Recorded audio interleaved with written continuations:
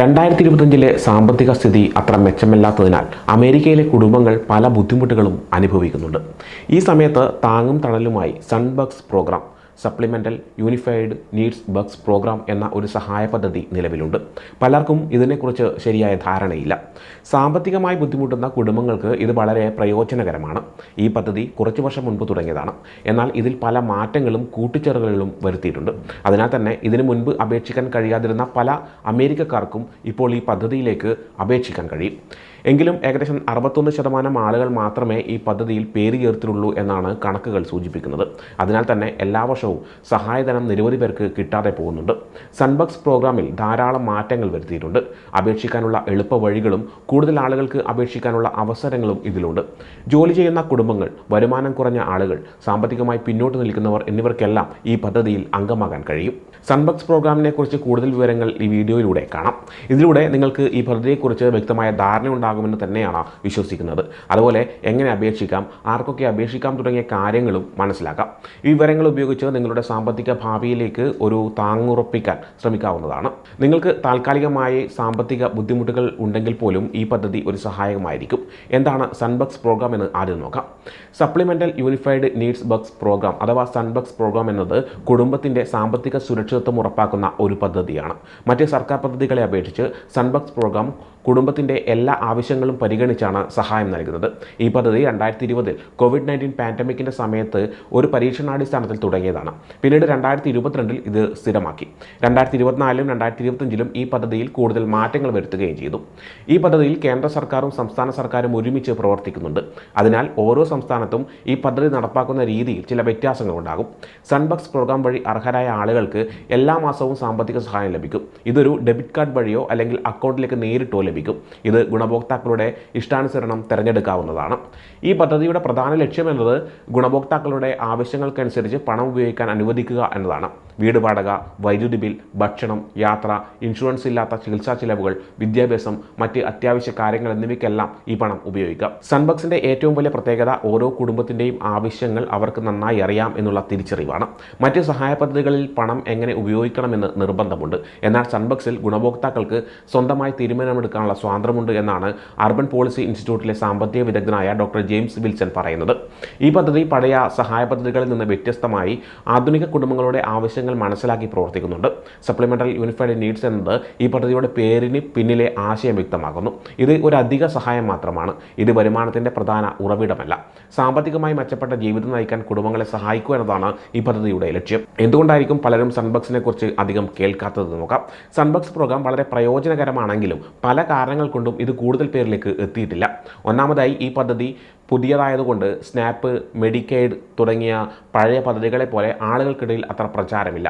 രണ്ടാമതായി ഓരോ സംസ്ഥാനത്തും ഈ പദ്ധതി നടപ്പാക്കുന്ന രീതി വ്യത്യസ്തമാണ്. ചിലയിടത്ത് ഫാമിലി സ്റ്റെബിലിറ്റി ഫണ്ട്സ് എന്നും മറ്റു ചിലയിടത്ത് ഹൗസ് ഹോൾഡ് സപ്പോർട്ട് ക്രെഡിറ്റ്സ് എന്നുമൊക്കെയാണ് ഈ പദ്ധതി അറിയപ്പെടുന്നത്. ഇത് ആളുകൾക്ക് ആശയക്കുഴപ്പമുണ്ടാക്കുന്നുണ്ട്. മൂന്നാമതായി നികുതി ഇളവുകൾ, സാമ്പത്തിക സഹായം എന്നിവയെക്കുറിച്ച് ധാരാളം പ്രചരണം നടക്കാറുണ്ട്. എന്നാൽ സൺബക്സിനെ കുറിച്ച് അത്ര പ്രചാരണം ലഭിച്ചില്ല. നാലാമതായി ഈ പദ്ധതിക്ക് ആവശ്യമായ പണം തികയുന്നില്ല. അതിനാൽ തന്നെ പരസ്യം ചെയ്യാനായി അധികം പണം ചെലവഴിക്കാൻ സാധിക്കുന്നില്ല എന്നുള്ളതാണ്. സാധാരണയായി ഈ പദ്ധതികളെക്കുറിച്ച് ആളുകൾ അറിയുന്നത് മൗത്ത് പബ്ലിസിറ്റിയിലൂടെയാണ് അല്ലെങ്കിൽ സോഷ്യൽ സർവീസ് ചെയ്യുന്നവരുടെ സഹായത്തിലൂടെയാണ്. ഈ പദ്ധതിയെക്കുറിച്ച് അറിയുന്നവരിൽ കൂടുതൽ പേരും വിദ്യാഭ്യാസം ഉള്ളവരും ഇൻ്റർനെറ്റ് ഉപയോഗിക്കുന്നവരും സർക്കാർ സഹായം മുൻപ് ലഭിച്ചിട്ടുള്ളവരുമാണ്. അതിനാൽ തന്നെ ഈ പദ്ധതിയെക്കുറിച്ച് കൂടുതൽ പേരിലേക്ക് എത്തിക്കേണ്ടത് അത്യാവശ്യമാണ്. 2025 സൺബക്സിന് ആർക്കൊക്കെ അപേക്ഷിക്കാമെന്ന് നോക്കാം.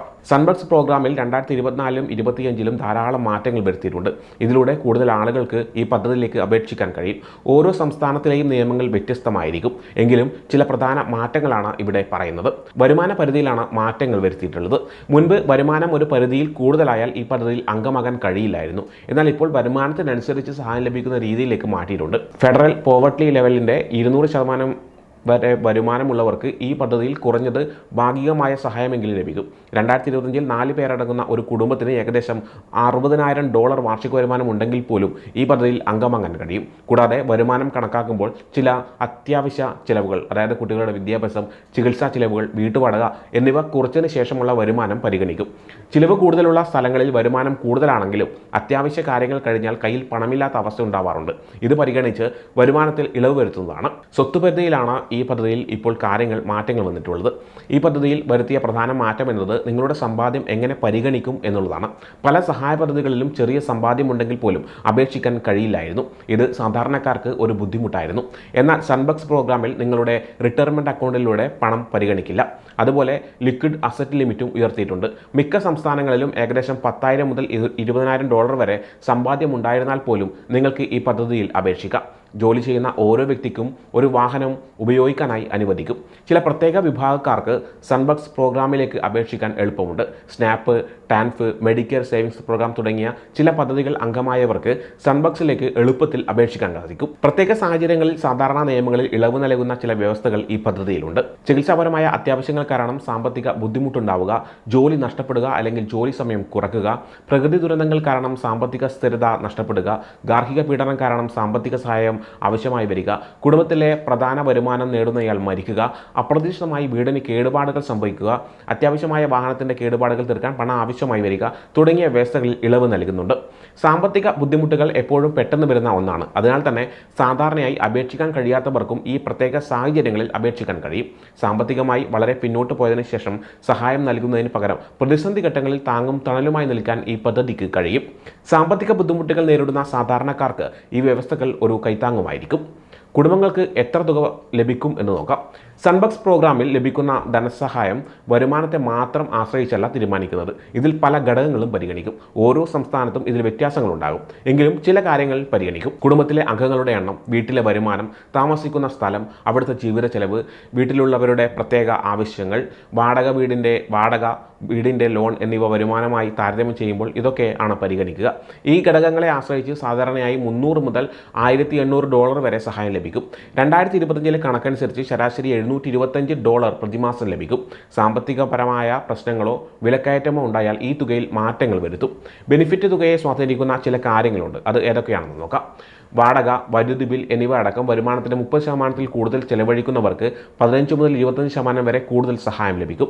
18 വയസ്സിൽ താഴെയുള്ള കുട്ടികളുള്ള കുടുംബങ്ങൾക്ക് കൂടുതൽ സഹായം ലഭിക്കും. 5 വയസ്സിന് താഴെയുള്ള കുട്ടികൾക്ക് കൂടുതൽ ആനുകൂല്യങ്ങൾ ഉണ്ടാകും. ചികിത്സാ ചെലവുകൾ കൂടുതലുള്ളവർക്ക് 10 മുതൽ 30% വരെ കൂടുതൽ സഹായം ലഭിക്കും. വിദ്യാഭ്യാസം അല്ലെങ്കിൽ തൊഴിൽ പരിശീലനം നേടുന്നവർക്ക് കൂടുതൽ സഹായം ലഭിക്കും. ഈ പദ്ധതിയിൽ എങ്ങനെ അപേക്ഷിക്കാമെന്ന് നോക്കാം.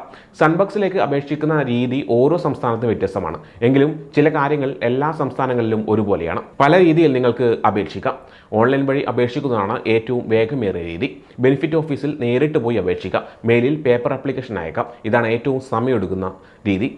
സ്റ്റേറ്റ് ബെനിഫിറ്റ് ഹോട്ട്ലൈൻ വഴി ഫോണിലൂടെ അപേക്ഷിക്കാം. കമ്മ്യൂണിറ്റി പാർട്ണർ ഓർഗനൈസേഷൻസിന് അപേക്ഷ സമർപ്പിക്കാൻ അധികാരമുണ്ട്. ഓൺലൈനിൽ അപേക്ഷിക്കുന്നതാണ് ഏറ്റവും നല്ലത്. ഇതിലൂടെ നിങ്ങൾക്ക് രേഖകൾ അപ്ലോഡ് ചെയ്യാനും സാധിക്കും. അപേക്ഷിക്കുന്ന സമയത്ത് എന്തൊക്കെ രേഖകളാണ് വേണ്ടതെന്ന് നോക്കാം. വീട്ടിലുള്ള എല്ലാവരുടെയും തിരിച്ചറിയൽ രേഖ, താമസിക്കുന്നതിൻ്റെ രേഖ, വരുമാനം തെളിയിക്കുന്ന രേഖ, ബാങ്ക് സ്റ്റേറ്റ്മെൻറ്റ്, മറ്റ് ചിലവുകൾ തെളിയിക്കുന്ന രേഖകൾ തുടങ്ങിയവയാണ് ഉദ്ദേശിക്കുന്നത്. സ്പെഷ്യൽ സർക്കംസ്റ്റാൻസസ് ഡോക്യുമെൻറ്റേഷൻ ആവശ്യമുണ്ടെങ്കിൽ മാത്രമേ വേണ്ടൂ. അപേക്ഷിക്കുന്ന സമയത്ത് സാധാരണയായി വരുന്ന തെറ്റുകൾ ഏതൊക്കെയാണെന്ന് നോക്കാം. അപ്ലിക്കേഷൻ വിവരങ്ങൾ പൂർണ്ണമല്ലാതെ പൂരിപ്പിക്കുക, അപ്ലിക്കേഷൻ വിവിധ ഭാഗങ്ങളിൽ തെറ്റായ വിവരങ്ങൾ ലഭിക്കുക, കാലഹരണപ്പെട്ട രേഖകൾ സമർപ്പിക്കുക, അപ്ലിക്കേഷൻ്റെ ഫോളോ അപ്പിന് മറുപടി കൊടുക്കാതിരിക്കുക, വീട്ടിലുള്ള അംഗങ്ങളെക്കുറിച്ച് തെറ്റായ വിവരങ്ങൾ നൽകുക. ഇതൊക്കെയാണ് സാധാരണയായി വരുന്ന തെറ്റുകൾ. ചെറിയ തെറ്റുകൾ പോലും അപ്ലിക്കേഷൻ റിജക്റ്റ് ആകുന്നതിന് കാരണമാകും. അപേക്ഷിക്കുന്നതിന് മുമ്പ് കമ്മ്യൂണിറ്റി ഓർഗനൈസേഷൻസുമായി ബന്ധപ്പെടുക. അതുപോലെ സ്റ്റേറ്റ് ബെനിഫിറ്റ് വെബ്സൈറ്റിൽ നൽകിയിട്ടുള്ള വിവരങ്ങൾ ശരിയാണോ എന്നും പരിശോധിക്കുക. സാമ്പത്തിക ബുദ്ധിമുട്ടുകൾ കൂടുതലുള്ളവർക്ക് അപേക്ഷ വേഗത്തിൽ പരിഗണിക്കാനായി ചില വഴികളുണ്ട്. സാധാരണയായി 30 ദിവസം എടുക്കുന്ന അപ്ലിക്കേഷൻ 7 ദിവസത്തിനുള്ളിൽ പരിഗണിക്കും. ഇതിനായി utility bill payment, eviction notice, medical needs തുടങ്ങിയ രേഖകൾ നൽകണം. വരുമാനം കൂടിയാൽ സാധാരണയായി ഈ പദ്ധതിയിൽ നിന്നുള്ള സഹായം നിർത്തലാകും. എന്നാൽ സ്റ്റെബിലിറ്റി ബ്രിഡ്ജ് പ്രൊവിഷൻ അനുസരിച്ച് വരുമാനം കൂടിയാലും 6 മുതൽ 12 മാസത്തേക്ക് സഹായം ലഭിക്കും. പക്ഷേ ആദ്യത്തേക്കാൾ കുറഞ്ഞ തുകയായിരിക്കും ലഭിക്കുക. ഈ ഓപ്ഷൻ ഉപയോഗിച്ച് സാമ്പത്തിക വിദ്യാഭ്യാസം നേടാം. ഇതിലൂടെ കൂടുതൽ ആനുകൂല്യങ്ങൾ നേടാനും പണം എങ്ങനെ കൈകാര്യം ചെയ്യാമെന്നും പഠിക്കാം. ഫിനാൻഷ്യൽ കാപ്പബിലിറ്റി പ്രോഗ്രാമിംഗ് പൂർത്തിയാക്കുന്നവർക്ക് ലഭിക്കുന്ന ആനുകൂല്യങ്ങൾ ഏതൊക്കെയാണെന്ന് നോക്കാം. സാധാരണ ലഭിക്കുന്നതിനേക്കാൾ കൂടുതൽ സഹായം, അതായത് 5 മുതൽ 10% വരെ. എമർജൻസി ഫണ്ടിനായി സ്വരൂപിക്കാൻ സഹായിക്കുന്നു. ക്രെഡിറ്റ് സ്കോർ കൂട്ടാനായി സഹായിക്കുന്നു. ടാക്സ് പ്രിപ്പറേഷൻ സർവീസ് സൗജന്യമായി ലഭിക്കും. കുട്ടികളുള്ള കുടുംബങ്ങൾക്ക് അവരുടെ ബെനിഫിറ്റ് തുക ചൈൽഡ് ഡെവലപ്മെൻറ്റ് അക്കൗണ്ട്സിലേക്ക് മാറ്റാൻ സാധിക്കും. സ്വന്തമായി ജോലി ചെയ്യുന്നവർക്കും ഗിഗ് വർക്കേഴ്സിനും ഈ പദ്ധതിയിൽ അംഗമാകാൻ ചില എളുപ്പ വഴികളുണ്ട്. അപ്ലിക്കേഷൻ പ്രോസസ്സിന് കുറച്ച് രേഖകൾ ആവശ്യമാണ്, എങ്കിലും അപേക്ഷിക്കാൻ എളുപ്പമാണ്. കമ്മ്യൂണിറ്റി ഓർഗനൈസേഷൻസ്, ലൈബ്രറീസ് എന്നിവയുടെ സഹായം തേടാവുന്നതാണ്. സൺബക്സിൽ പങ്കെടുത്താൽ ഇമിഗ്രേഷൻ സ്റ്റാറ്റസിനെ ബാധിക്കില്ല. ഈ പദ്ധതിയിൽ അംഗമായാൽ പിന്നീട് ഇതിൽ നിന്ന് മാറാൻ കഴിയില്ല എന്നത് തെറ്റാണ്. സാമ്പത്തിക സ്ഥിതി മെച്ചപ്പെട്ടാൽ ഈ പദ്ധതിയിൽ നിന്ന് മാറാൻ സാധിക്കും. ഈ പദ്ധതി ഒരു സഹായം മാത്രമല്ല, ഇത് നിങ്ങളുടെ അവകാശമാണ്. ഓരോ സംസ്ഥാനത്തിലും സൺബക്സിനെ അപേക്ഷിക്കാനുള്ള രീതി വ്യത്യസ്തമാണ്. benefits.gov എന്ന വെബ്സൈറ്റിൽ നിങ്ങളുടെ സംസ്ഥാനത്തിൻ്റെ പ്രോഗ്രാം ഡീറ്റെയിൽസ് കിട്ടും. Family stability assistance, household support program, economic security benefits, unified needs assistant, community support resources എന്നീ പേരുകളിലാണ് പ്രധാനമായും ഈ പദ്ധതി അറിയപ്പെടുന്നത്. ആപ്ലിക്കേഷൻ സബ്മിറ്റ് ചെയ്യുന്നതിന് മുമ്പ് നിങ്ങൾക്ക് ഈ പദ്ധതിയിൽ അംഗമാകാൻ കഴിയുമോ എന്ന് പരിശോധിക്കാനായി പ്രീ സ്ക്രീനിംഗ് ടൂൾസ് ഉപയോഗിക്കുക. ആപ്ലിക്കേഷൻ സബ്മിറ്റ് ചെയ്തതിന് ശേഷം അതിൻ്റെ സ്റ്റാറ്റസ് ഓൺലൈനിൽ പരിശോധിക്കാൻ സാധിക്കും.